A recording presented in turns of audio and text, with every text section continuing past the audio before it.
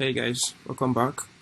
So in the last video, I introduced you to forms, and then we immediately started talking about input elements, right? And input is a very important form element that allows us to, get user inputs.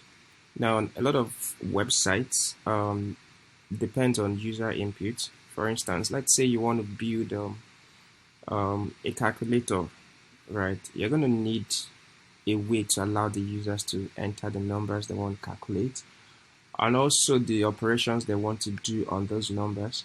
So user input is just something you cannot do without when you're creating forms in a website.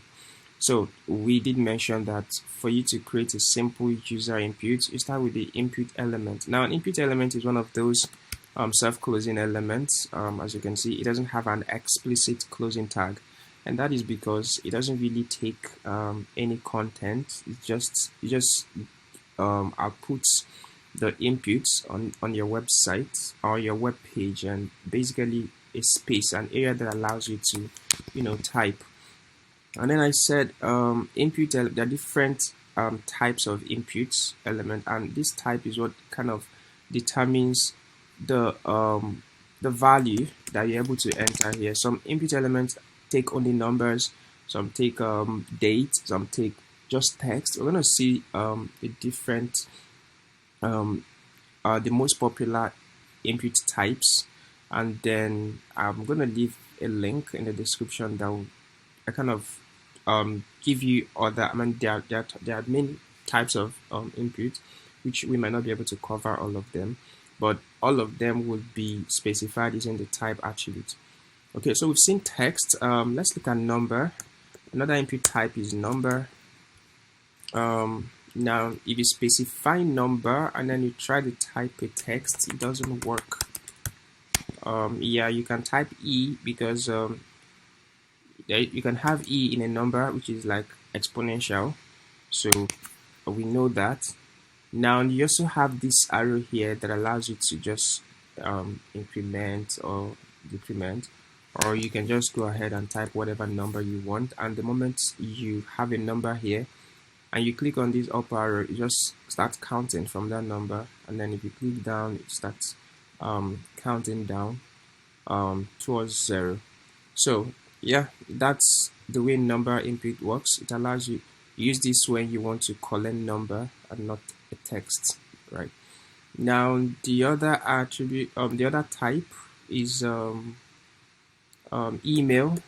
These are the most popular types, so you can have email. Now the beautiful thing about this is the moment you specify the type of input, let's say for a user that's on a mobile device, the moment you focus on this input, the keyboard automatically adjusts to allow you to type. Now this is one of the subtle ways that you can improve user experience on your website, right? So make sure your input element have type.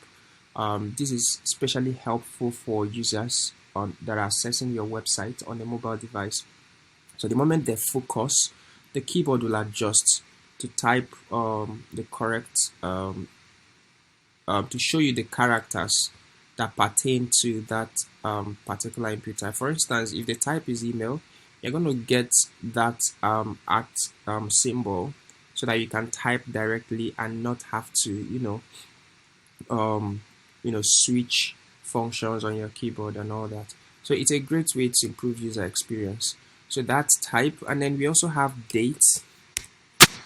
We actually have color. Yeah, so you can have an input type of color, and then you can click here to select a color. Now, to be able to access the actual color that's selected, you're going to need some programming, and that is where JavaScript comes in. So you'll be able to actually assess what the user selected and do something with it. So we're gonna get to how we can make that happen. But for now, yeah, let's focus on this. So you have color, just change the type, and then what you're able to enter here changes.